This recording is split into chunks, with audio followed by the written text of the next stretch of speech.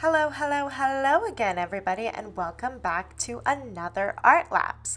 On this week's Artlapse, I will be painting my favorite drag queen from season 12 of RuPaul's Drag Race, M Sakura. And I painted her entrance look. I just totally love her aesthetic because I can tell that we're both inspired by the same sources, which is like kawaii, anime, magical girl, pastels, and it's just so awesome to see a drag queen with that aesthetic. So go check her out if you aren't familiar with her because she is totally awesome. So, anyways, I thought that would be a terrific segue into this week's topic, which is how to stay friends with your inner child. And what do I mean by that? It's something that I've realized in the past year about my art influences and aesthetic. So I figured I'd go ahead and share my personal journey as an example with you all to what I mean and as a lesson for you all to see how you can do the same for yourself if you aren't already. So basically, as a child, when I was like in middle school, what really got me to draw and inspired me to draw was like a lot of young artists. Anime and manga, yes, you're right, on the money if that's what you thought of. So I would draw fan art of my favorite animes, I would write my own mangas and illustrate them, I would create my own fantastical magical characters that I was inspired by in anime, manga, and video games, etc., etc. It's really what sort of sparked this entire journey for me. I drew before then, but this really is what started the drawing addiction and storytelling and inspiration and needing that creative outlet was all of that in that journey. So fast forward, I'm applying to art colleges. I got some anime stuff in my portfolio, but also in senior year of high school, it's not totally encouraged or seen as a high art form. So the programming and pressure of like, oh, you gotta have a more prestigious portfolio type of mindset starts getting plugged in. So some of it is sort of anime inspired, but I'm leaning more and more into realism and design. But your girl is still watching anime, still reading manga, still heavily inspired by it all. Then fast forward, I get into art college. I'm attending all different types of art classes for the first time in my life, because I did take art classes throughout my life, but having a full day of art and art classes and art theory and art history, and I begin to lose touch with that anime manga inspiration, leaning more into realism. But then later in college, I get more into cartoons, so getting that cartoony back into it.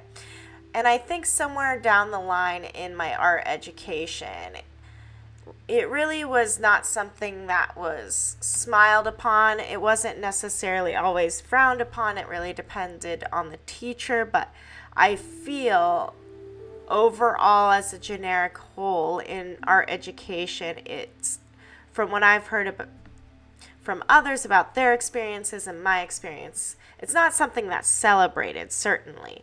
And if you get the wrong teacher, it is not even respected. So I slowly lose touch with it, but I get back into cartoons. Even though I'm not watching anime and manga, I'm getting back into cartoons and comics and soon realizing that this next generation of artists working on this media are also heavily inspired and influenced by anime and manga as well. So then I start to get back into anime and manga once again, and I really see how it's an enormous source of inspiration to this day, and it never stopped being a source of inspiration at the same time. But now I'm just simply diving into it intentionally and embracing it and using it as a research tool for Magic Cats. And it's a really wonderful thing, and I realize how that's why I became an artist, was so I could tell my own stories, make my own mangas and comic books, and create my own characters, just like all the media that I digested at that time that inspired me to embark on this journey in the first place.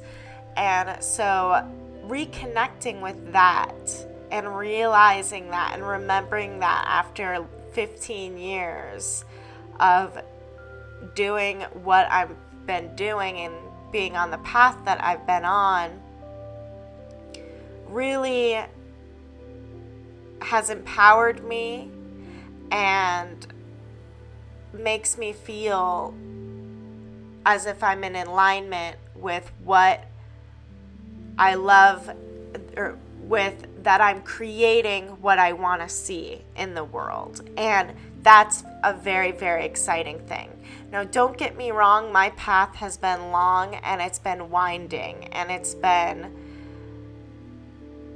full of different exploratory paths, such as exploring animation, exploring film, exploring screenwriting, exploring 3D modeling, exploring concept art, exploring character design. And even though I would dive head deep fully into each of those things, I realized they were all just bricks to create the path ahead, that I learned a little bit something new that I needed by exploring that path to get me to where I am today.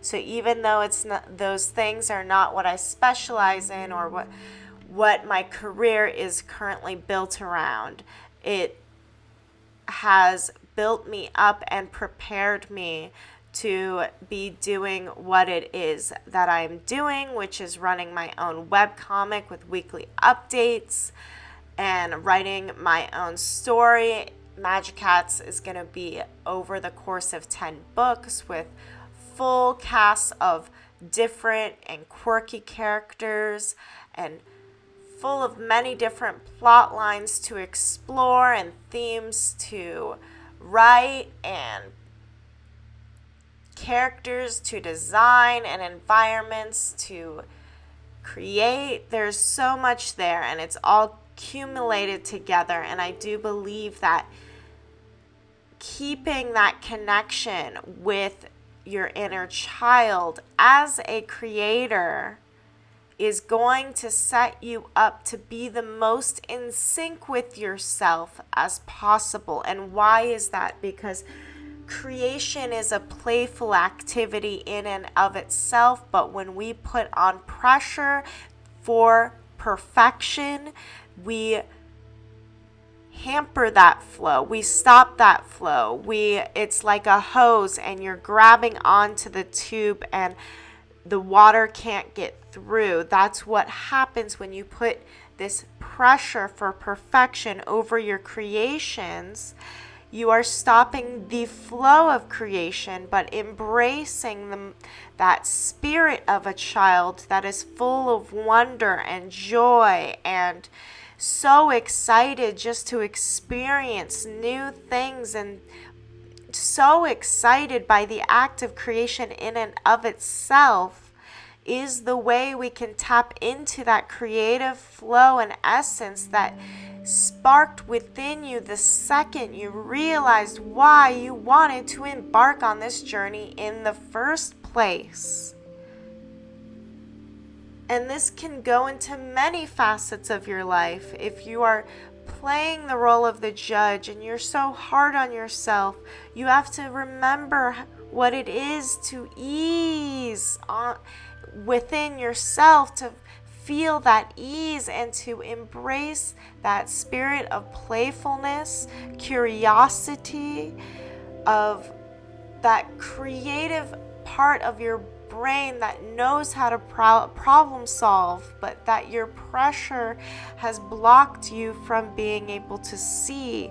It's like the concept that I read in this book called Big Magic, I believe, and it explores the idea of how people, they live their life as the martyr, as if they have this enormous weight of the world on their shoulders and they sacrifice so much just to be. Or you can take the route of the trickster, who isn't too attached to the issue, who remains objective, playful, and sees what they can get out of the situation before they move on and get out of there. And now I'm not saying that statement with judgment, only sharing a concept that's helped me in my life to embrace that spirit of a child, to be more playful in my approach, less attached, more of the trickster and less of the martyr, because I am so guilty of being the martyr within myself. And so I share that with you all. If it helps you, it helps you. If it's not for you, just let it pass and we're all good. Now, I wanted to close off this week's Artlapse video talking about The Little Prince. And if you have not read The Little Prince, please do yourself a favor, go to your local library and rent it if you got to. But it is a book that every time you read it, you will gain a different meaning out of it. You will gain a new perspective from child into adulthood. There are so many great things about that book, and how The Little Prince is just wandering throughout the galaxy and meeting different types of adults who forgot their dreams, adults that forgot how to be playful as kids, who are living, but are they alive? And it's really a terrific book that talks all about what I'm talking about today, which is staying connected to your inner child. Here are some quotes from The Little Prince. All grown-ups were once children, but only few of them remember it. The most beautiful things in the world cannot be seen or touched. They are felt with the heart. Grown-ups never understand anything by themselves, and it is tiresome for children to be always and forever explaining things to them.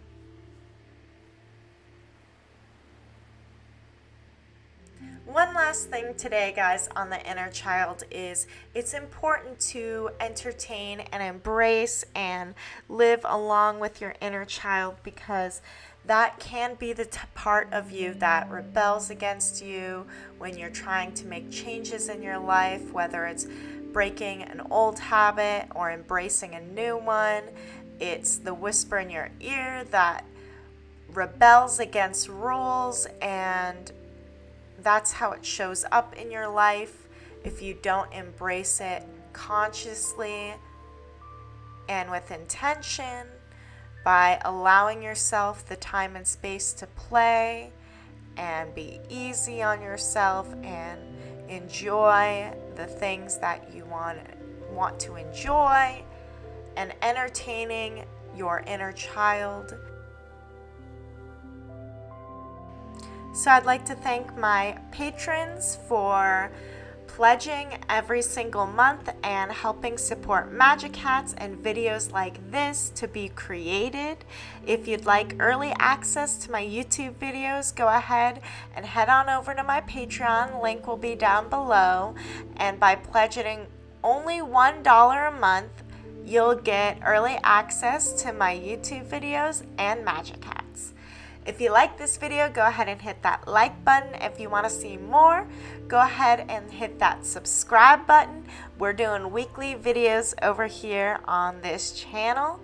And if you have any questions or comments, leave them in the comments section down below, and I'd be more than happy to answer them.